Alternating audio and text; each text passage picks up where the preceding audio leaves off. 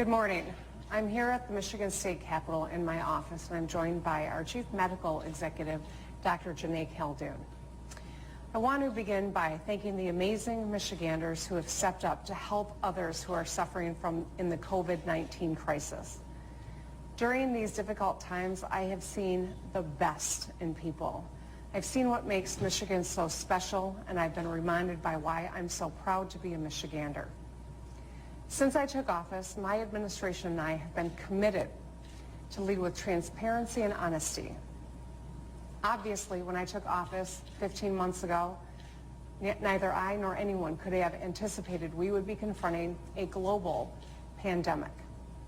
So today we have to have a very candid and open, important conversation with you.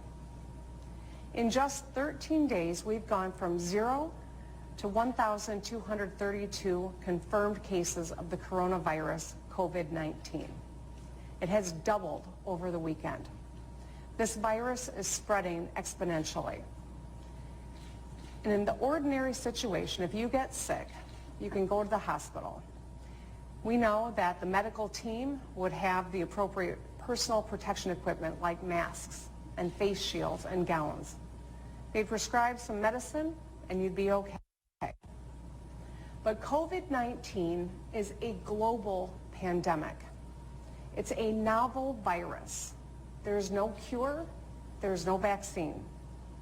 The only tool that we have to fight it at the moment and to support our healthcare system to respond is to give them the opportunity by buying some time. And let me tell you why that's so important.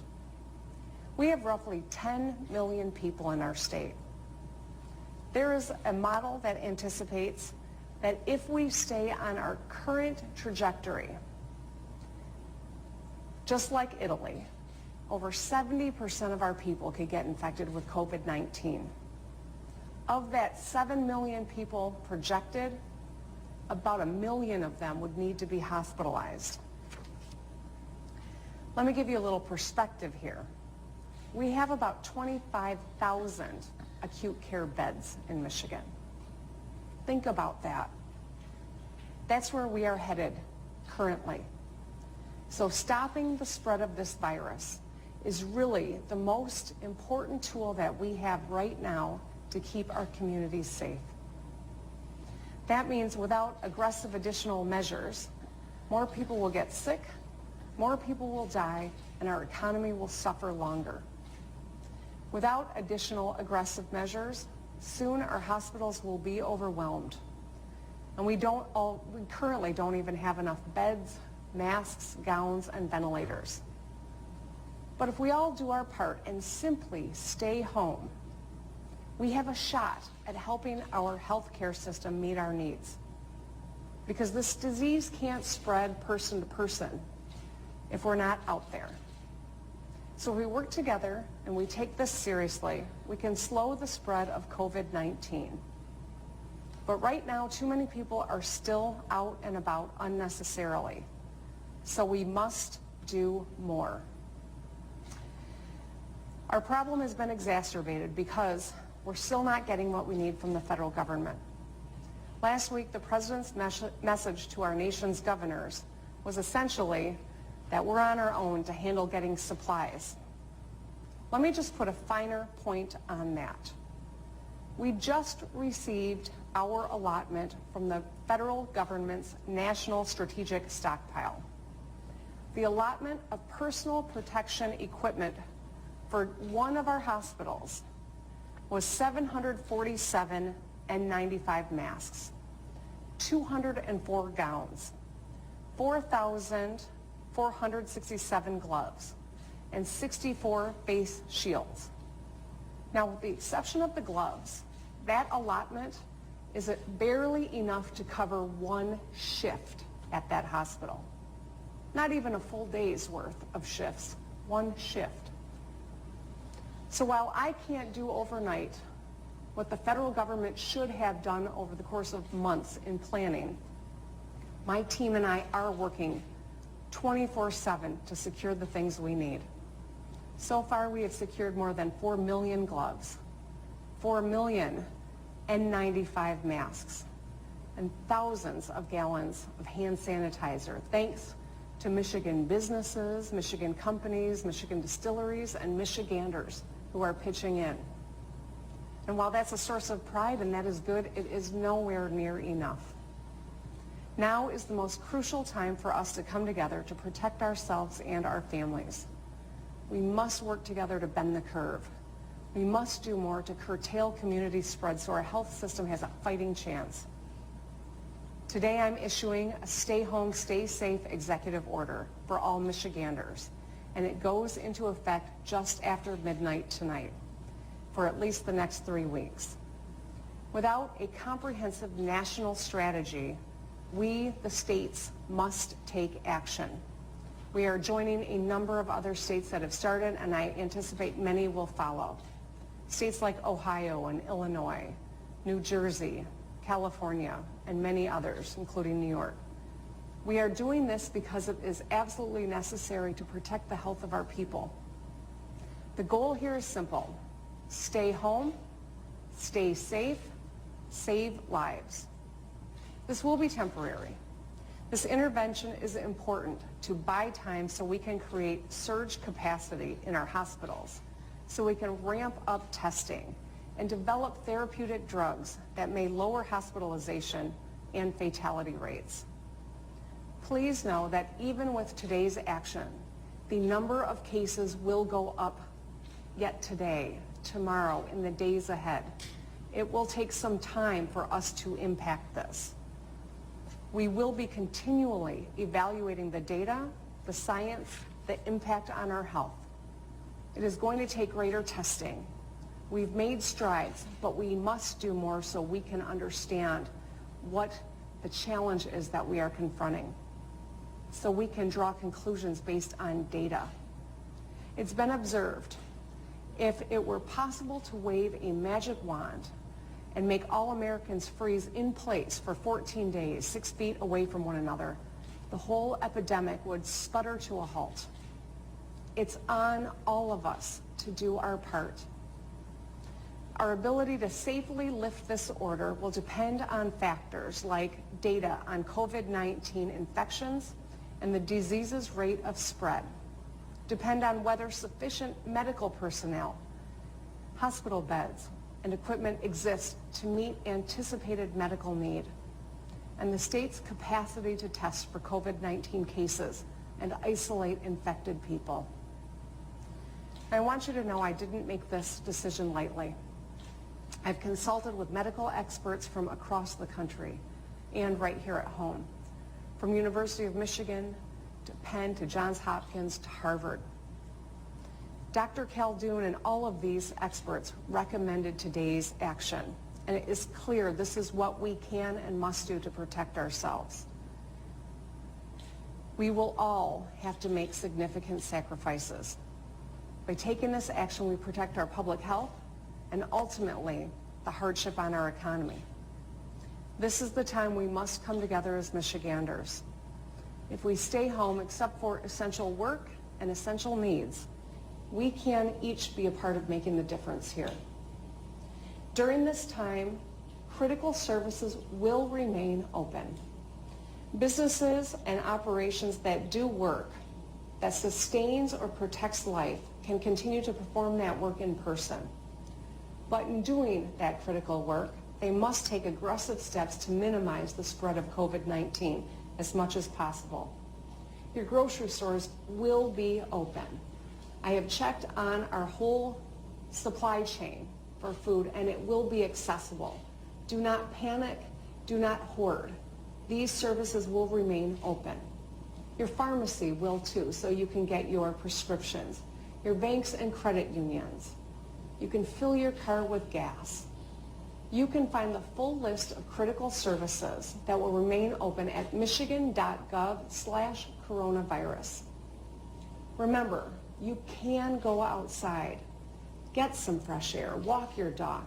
Just be smart about it and maintain that 6-foot difference between you and anyone else. And one more thing on the topic of school closures. This order means that our schools will remain closed at least through April 13th. I will have more to say on this subject soon. Now, I know this is hard. I know this is going to be disruptive, and it's certainly going to be hard on our economy as well. But our action will save lives.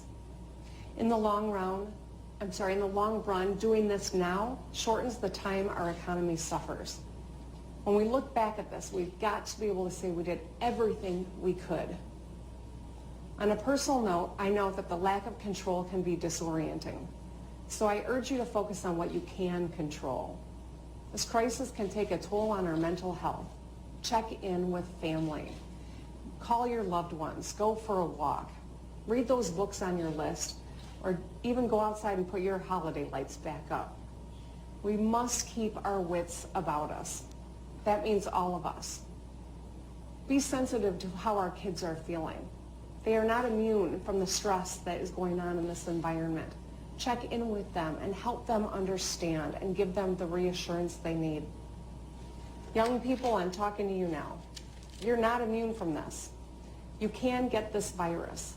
And in fact, 40% of the hospitalizations and positive cases are among people 20 to 49. You can carry this without even knowing it and be unknowingly exposing others to it. If you don't take this order seriously, we will have to observe these situations longer than we need to. So, to everyone, please be smart. Follow the order. Think about the daughter who has asthma, or the grandpa that has COPD, or the sister who has MS. For the countless healthcare workers who are putting their health at risk to keep all of us cared for. And do it for yourself. We're working to prepare for the long-term economic challenges of this crisis. They will be immense. From unemployment to helping our businesses get back up on their feet. Coming back will take time, and it won't be easy. We're working with the business community to help Michigan businesses and employers weather this unprecedented crisis. And we will keep working around the clock to keep Michiganders safe. Please continue to do your part. Stay home. Wash your hands frequently. Avoid touching your face. Cover your mouth with your elbow or your arm. Stand 6 feet apart from one another. And if you think you should be tested for coronavirus, call on the phone. Call your healthcare provider. Our aggressive action today will help mitigate how many people get sick and how long our economy suffers. I've seen some remarkable things in this time of crisis. This is a test unlike any we've seen before. We are up to it. We will get through this. But be smart. Take every precaution and do your part. Take this seriously because it is serious. With that, I'll hand it over to Dr. Janae Khaldun. Thank you, Governor Whitmer. We continue to see significant increases in the number of cases of COVID-19 in Michigan every day.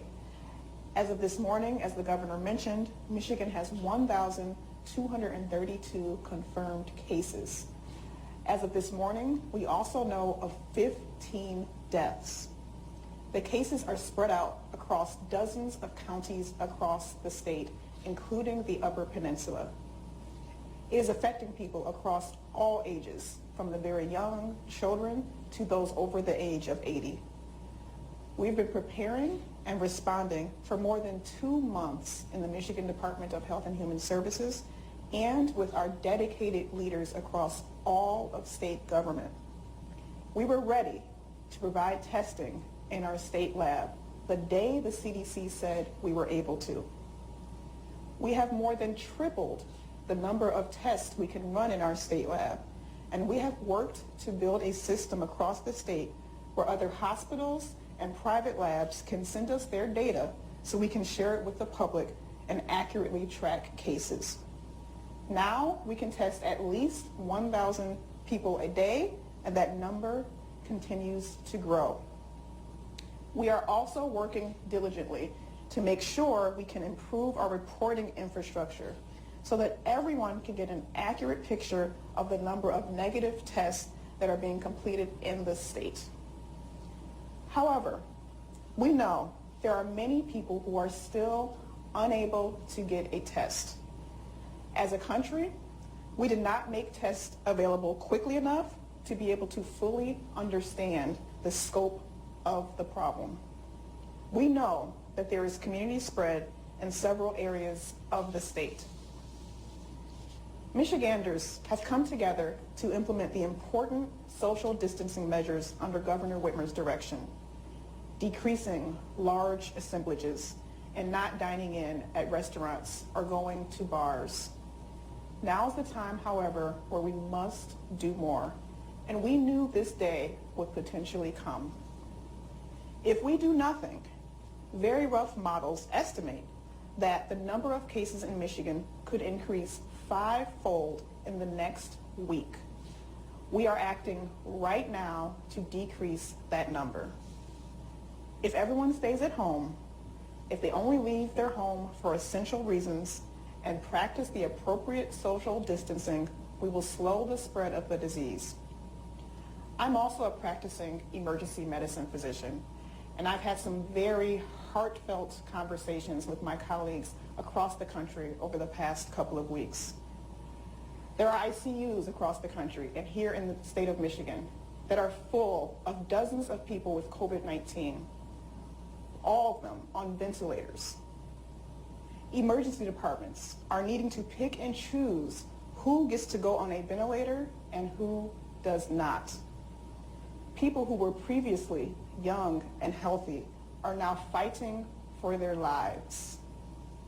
Our frontline staff in the hospitals and clinicians are working tirelessly around the clock, taking care of patients with COVID-19 while keeping up with the usual demands of a busy emergency department and a busy intensive care unit. We have to make sure that our hospitals can continue to do this very important work and that they are not overwhelmed with patients who are severely sickened from this disease. These proactive public health measures are aggressive, but they are temporary. And if we all come together to implement them now, I'm confident we will slow the spread of COVID-19 here in Michigan. With that, I will turn it back over to Governor Whitmer. Thank you, Dr. Calhoun. Be happy to open it up for some questions from the press. Can you speak to how this executive order will be enforced? Will it be national law recall bill? How will it be enforced in Michigan? So a couple of points. First and foremost, this is not a recommendation, this is an order, and we take it very seriously. This is about the public health of our people. We've ensured that essential services are still available, that if someone needs to go out and get food, that they can do that, and that the food supply chain is robust and prepared to meet the needs of people across the state. We've also ensured that if you need to maintain or gas up your car, you can do some of those fundamental things that are necessary for life. Go and get your prescription. But for any businesses that don't heed this order and are not essential services, I would anticipate that there will be fines associated with not doing that, and they will be shut. We have a moment to stem the crisis that we see unfolding before us. It is going to take all of us to take this action seriously, and that's precisely why this order is so important right now. With regard to questions about the National Guard, they are helping with humanitarian efforts, not on any sort of a law enforcement front, because we've got to ensure that food gets where it needs to be, that we are setting up temporary hospitals, temporary hospital beds, medical abilities to meet the need. And so they are helping in states across the nation, and it's in that capacity. But there won't be any checkpoints or anything like that on roadways, on highways? No, this is, at this point in time, what we are asking is that people recognize this is an order that they must comply for their own health, for the safety of others, and for the long-term health of our economy. Any businesses that don't comply, there will be ramifications for it, to be sure.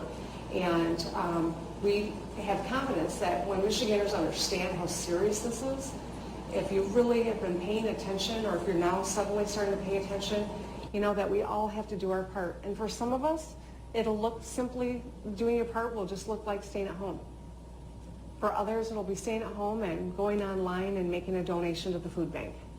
For others, perhaps they can call 211 and see if there's something they can do. Checking in on elderly friends and neighbors over the phone or FaceTime. There are ways of coping with this. I'm not suggesting it will be easy, but if we all do our part, and that means business owners too, don't play fast and loose with what is essential and what's not. Don't try to skirt the rules. If you're not an essential business, you need to close, and you need to protect your employees. And we're confident that the vast majority of people are going to do the right thing. And we're imploring those who are maybe still uneducated in how serious this is, that perhaps now they will understand, because this is an order, and this is going to be something that everyone's got to be a part of following.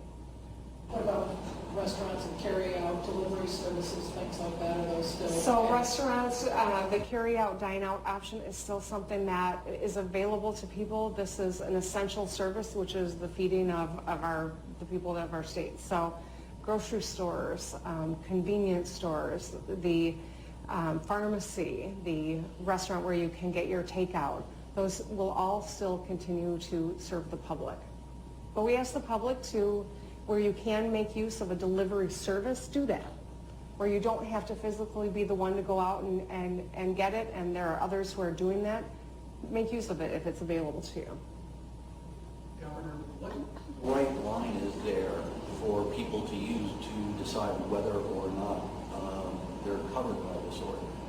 So I think that as you read the order, and I know you haven't had a chance to scrutinize all the language in the order, but I think it's pretty clear about what services are considered essential and whether or not you fall into that those parameters or not. So I do think that the business community has had an opportunity to give some input over the course of our research and development of this order, and I think that we've made it pretty clear in the terms of the order. This question is for both of you. You mentioned in your statement, Governor, about thinking of the healthcare workers who are trying to battle this, and there seems to be some inconsistency with the guidelines for those healthcare workers between state recommendations and CDC recommendations as to whether they've been exposed to a potential case. They've been asked by the state to keep working, but not to quarantine. So my question is this the safest move for those workers, but also for patients and families? I'll have to ask Dr. Caldoun to weigh in on that one. We have used, for all of our guidance in the state, we've looked first to the CDC guidelines, and we consult with them when we implement our own guidelines. We have to make very difficult choices and make sure that especially healthcare workers who are symptomatic are not at work, period, and that they get the appropriate test if it is warranted, and if they test positive, that they stay at home. So we are actually in alignment with CDC guidelines. We just had to get a little more granular because our clinicians were asking for that guidance. The automakers voluntarily cut production of their plants. Are they subject to this as well? And how do you account for the ones who are trying to make essential equipment, PPE stuff? Yeah, so if you're making essential equipment, you are covered in this order in terms of an essential, activity that will continue on. So yes, they are covered by this order if they are retrofitting to meet critical needs of our nation right now, and then the health of our people, then that is an essential service that absolutely would be contemplated and encouraged and permitted under this order. What are the fines associated with the business who's perhaps violating? Kathy, the fines, we'll have to give you some more information on exactly what that looks like. I can tell you that the director of the Health and Human Services Department is the primary when it comes to assessing and writing those. So I think we'll have to give you a little more information when we have a moment. Governor, you touched on this, but what changed or occurred or didn't occur to make you ramp up the earlier, basically, advice as opposed to an order of consequences? Well, a couple things.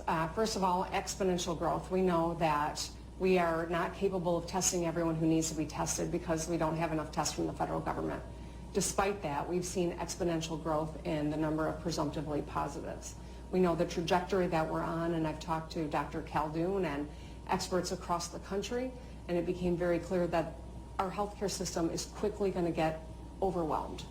And without the support of the PPEs and all of the other essential pieces of protection that we need, and the resources and the bandwidth for our hospitals, we have to be aggressive in curtailing the community spread. And it's by keeping people away from each other. It's what we know is that there still are gatherings happening, that there still are people that are out and about conducting their lives as though we are not living in the midst of a global epidemic.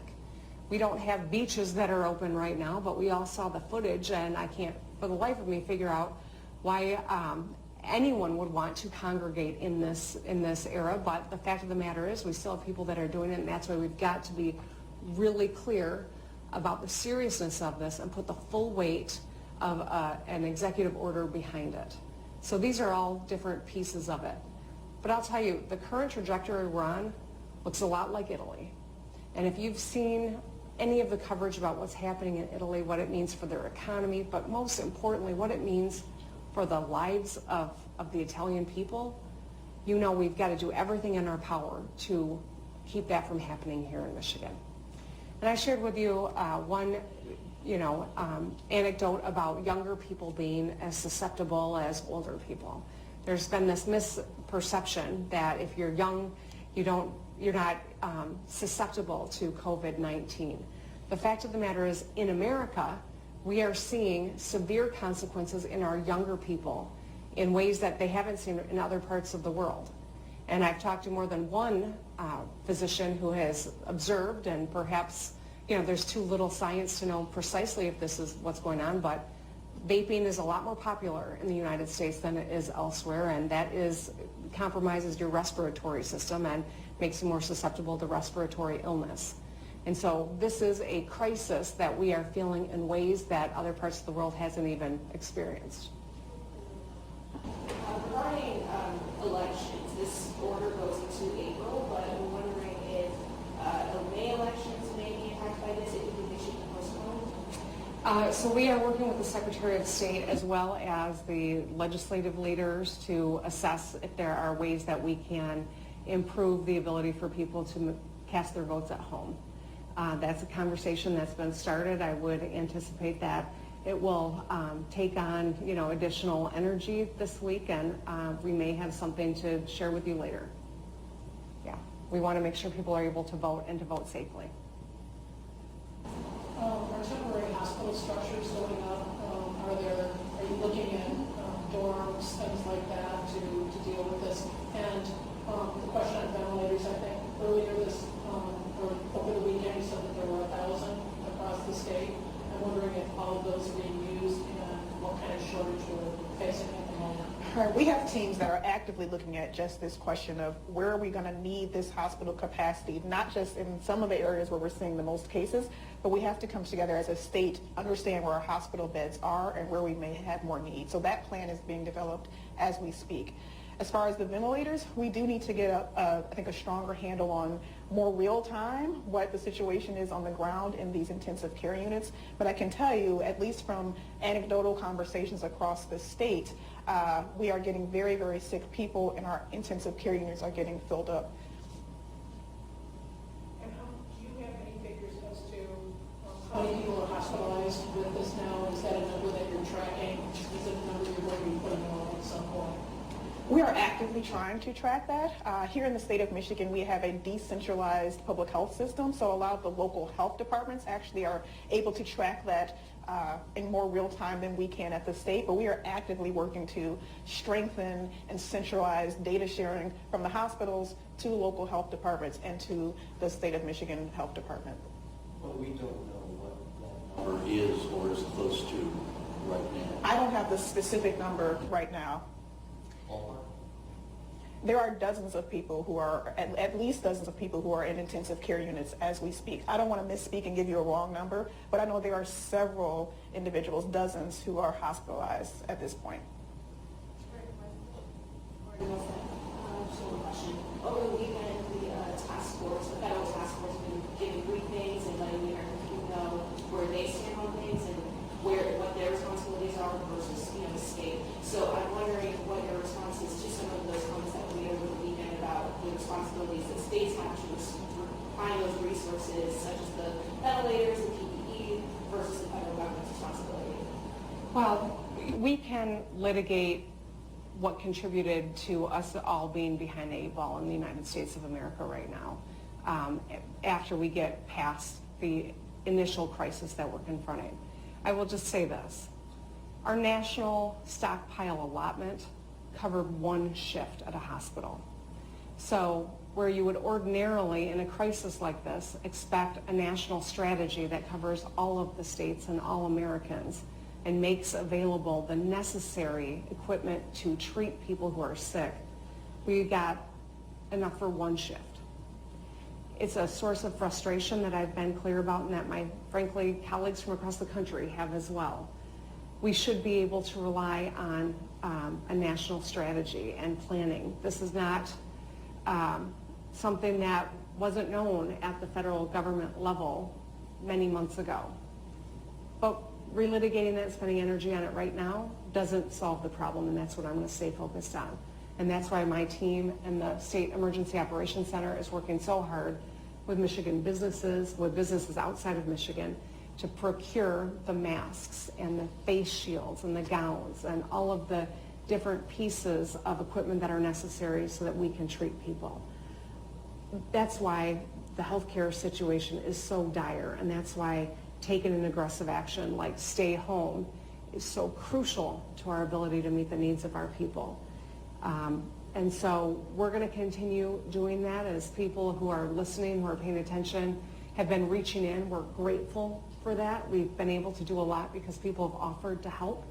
And where there's additional opportunities like that, we are going to avail ourselves of it. Because at this point in time, I think the governor from Illinois said it. It is governor versus governor trying to get as much as they can for our states. It shouldn't have to be that way. If the federal government had done some planning on the front end, we would be in a lot better shape. But here we are, and we all got a job to do for the people that we serve. I'll just conclude with this. You know, tough times don't last, but tough people do. Michigan and this country has been in crises before, and we've called on our countrymen and countrywomen to step up to the challenge to meet the need. And Michigan played a huge part in winning World War II as the arsenal of democracy. Right now, we are calling on everyone to do your part. We need to get through this crisis together, and we need everyone to do their part. So we're asking, stay home, stay safe, save lives. That's the most important thing that we can all do right now. Observe these orders, take care of yourself, and stay home.